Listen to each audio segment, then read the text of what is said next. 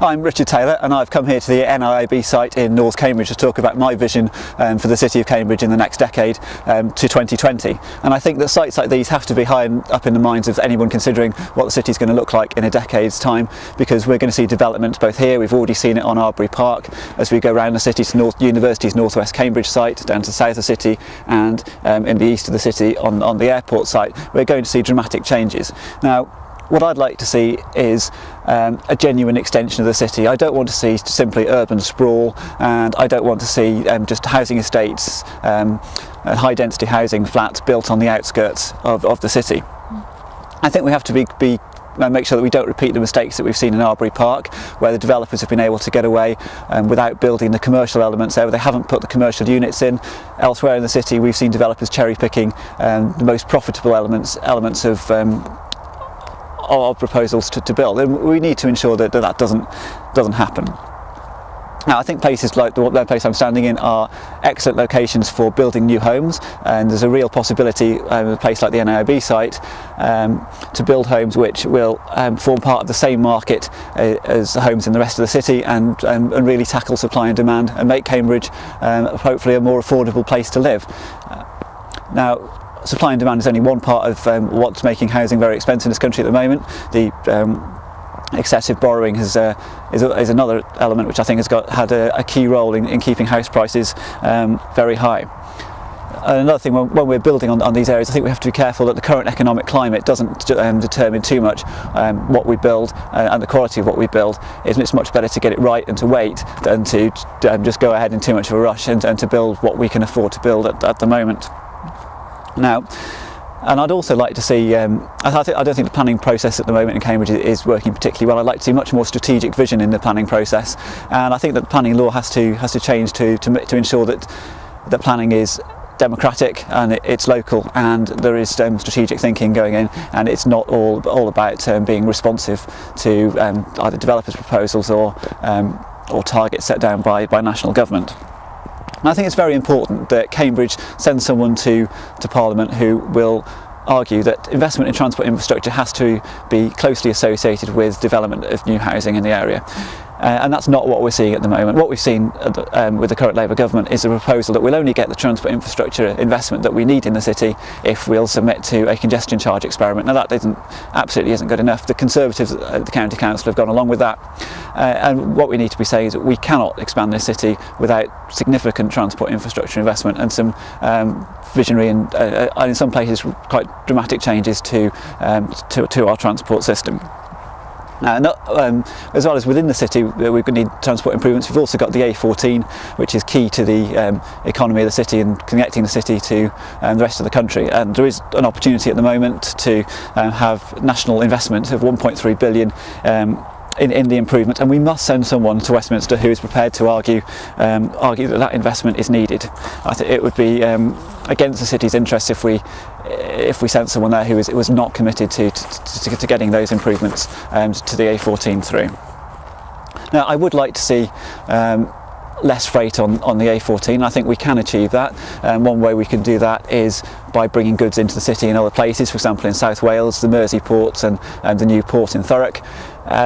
But even if we achieve that and we get a lot of the freight we're currently seeing off the road, I think the stretch of road between Cambridge and the Midlands needs dramatic improvement. It's unsafe, it costs lives, and it's no good for the city's economy. So we need that improvement, even if we manage to get some of the freight off the roads, which I think we really must be doing by bringing it into the country closer to its destinations.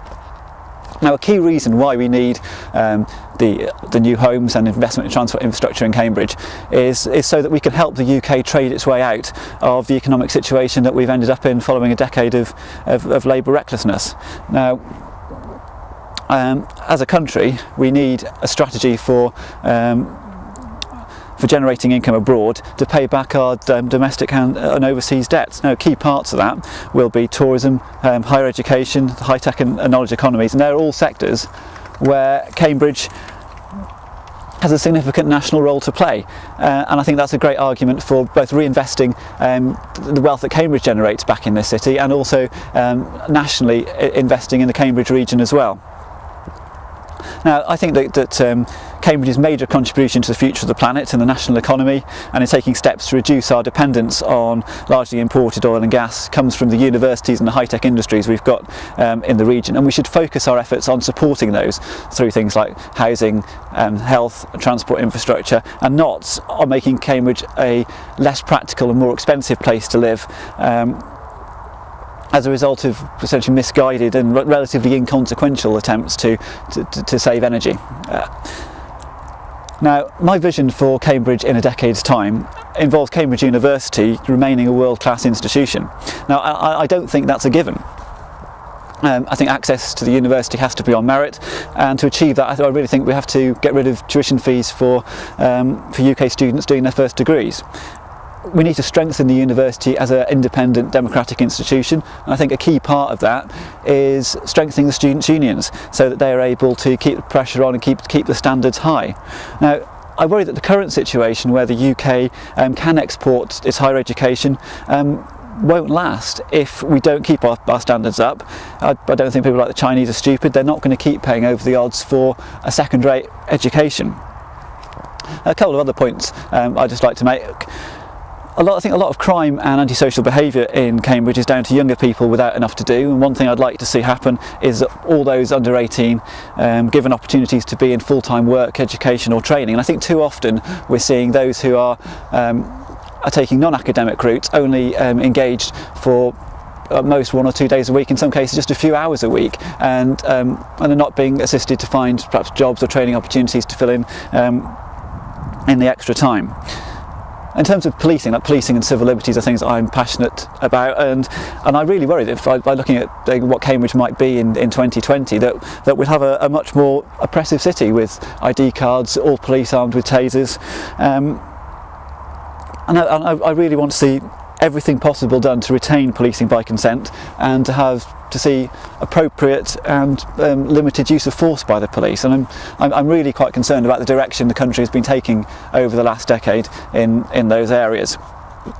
I think we need to ensure that policing strategy is under firm democratic control, both at the very local level within the city, within the region, within Cambridgeshire, and nationally. Lastly, well, higher education is synonymous with the city. I think it's education in the early years which has the greatest potential to change lives and produce the kind of city and country which I want to live in, and that's a meritocratic city, a meritocratic country where everyone has an equal opportunity to succeed. And I think education is the most important tool to do that, and it's important in other ways too. It's important in strengthening the country, securing the future of the country, right through from health to the economy, so that we need a well-educated population to be able to make good decisions and to ensure that we're in a good position to compete internationally. And I think the aim of all this is to make Cambridge and to make the UK places where we can all enjoy happy and worthwhile lives.